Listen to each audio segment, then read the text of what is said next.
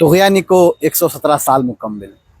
تاریخ 28 سپٹمبر 1908، حیدرآباد کا سیاہ دن جس کو فراموش نہیں کیا جا سکتا۔ 50,000 لوگوں کی اموات۔ طغیانی کی تباہ کاریوں کے بعد حیدرآباد کا حال کیا تھا، آج ہم آپ کو اس سے واقف کروائیں گے۔ طغیانی کو 117 سال مکمل ہو گئے۔ تاریخ میں 28 ستمبر 1908 کا دن ایک ایسا سیاہ باب ہے جسے فراموش نہیں کیا جا سکتا، کیونکہ اس دن حیدرآباد میں طغیانی اور طوفانی بارش کی وجہ سے تقریباً 50,000 لوگ ہلاک ہو گئے تھے۔ حیدرآباد کی تاریخ کی سب سے بھیانک طغیانی 1908 میں آئی۔ اس طغیانی کی کہانی بیان کرتے ہوئے آنکھیں نم ہو جاتی ہیں۔ اتوار کا دن تھا، ستمبر کی 27 تاریخ تھی۔ صبح ہی سے گھنگھور گھٹائیں چھائی ہوئی تھی، لیکن بارش کچھ ایسی زیادہ نہیں تھی۔ سپہر کے بعد بارش تیز ہو گئی، گویا جھڑی لگ گئی ہو۔ سواریاں افضل گنج کے پل سے گزر رہی تھی۔ سطح آب بلند تو ہوتی تھی لیکن غیر معمولی نہیں تھی۔ رات کوئی 1 بجے مہیب گڑگڑاہٹ کے بعد بادل وسیع رغبے سے پھٹ پڑا۔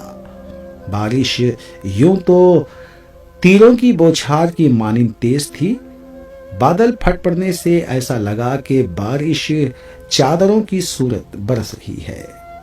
نالوں نے ندیوں کی صورت اختیار کر لی۔ تانڈور، وقارآباد، معین آباد اور اطراف و اکناف کے دیہاتوں کے تالاب جب ان ریلوں کی تاب نہ لا سکے تو ان کے پشتے ٹوٹ گئے۔ پھر تو دیکھتے ہی دیکھتے پانی اونچا ہوتا چلا گیا۔ افضل گنج کا پل، جسے آج نیا پل کہا جاتا ہے، یوں ٹوٹا گویا مٹی کا بنا ہوا تھا۔ سب سے پہلے کلساواڑی مکمل بہہ گئی، پھر حسین علم کے علاقے میں پانی بھر آیا۔ شہید گنج، 4 محل، بدری علاوہ، انجی باغ، گھانسی میاں کا بازار، دارالشفا، جام باغ، گولی گڑا، افضل گنج کا دواخانہ سب بہہ گئے۔ بہتے ہوئے مریضوں میں سے چند ایک کے ہاتھوں میں دواخانے کے چمن میں ایک درخت کی شاخیں آ گئی تو انہوں نے پیڑ کے اوپر پناہ لی۔ آج بھی یہ درخت اسی چمن میں موجود ہے اور اس طغیانی کا چشمدید گواہ بنا ہوا ہے۔ ندی کے شمالی حصے میں تقریباً 2.5 کلومیٹر اور جنوب میں کوئی 1.5 کلومیٹر تک ندی کا پاٹ بہہ رہا تھا۔ 3,000 سے زائد افراد شہر پناہ کی دیوار کے ساتھ بنے پیٹلا برج پر پناہ گزین تھے۔ ندی کے بہاؤ کے ساتھ پیٹلا برج ریت کے ٹیلے کی طرح ٹوٹ کر بکھر گیا اور آنے واحد میں 3,000 افراد کی آہذاری چیخ و پکار اٹھی اور بس پھر سناٹا ہو گیا۔ 3,000 زندہ انسان گردیاب کی نظر ہو گئے اور لاشیں بھی میسر نہ سکی۔ 19,000 سے زیادہ مکانات منہدم ہو گئے۔ 15,000 سے زیادہ افراد آنے واحد میں لقمہ اجل ہو گئے۔ 80,000 سے زیادہ افراد خانماہ برباد ہو گئے۔ اس طغیانی سے کئی لوگوں کی زندگیوں کی کہانی جڑی ہوئی ہے۔ امجد حیدرآبادی، اردو اور فارسی کے شاعر امجد حیدرآبادی حیدرآباد دکن کے ایک صوفی گھرانے میں 1303 ہجری مطابق 1878 عیسوی میں پیدا ہوئے۔ ان کے والد صوفی سید رحیم علی اور والدہ صوفیہ صاحبہ نے ان کی اچھی تعلیم و تربیت کی۔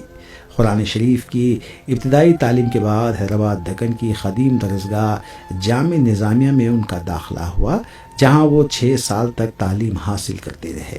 ان کے اساتذہ میں عبدالوہاب باری اور سید علی تھے، جن کی تربیت میں رہ کر امجد صاحب نے اپنی ادبی ذوق کو نکھارا۔ 1908 میں موسیٰ ندی کی طغیانی کا حادثہ پیش آیا، جس میں آپ کی والدہ صوفیہ صاحبہ، بیوی محبوب انیساں اور بیٹی اعظم انیساں سیلاب کی نظر ہو گئیں، لیکن امجد معجزاتی طور پر بچ گئے۔ اس وقت کے فرما روا میر محبوب علی خان نے اپنا سارا انتظام سلطنت کی متاثرین کی امداد اور باز آباد کاری کے لیے لگا دیا۔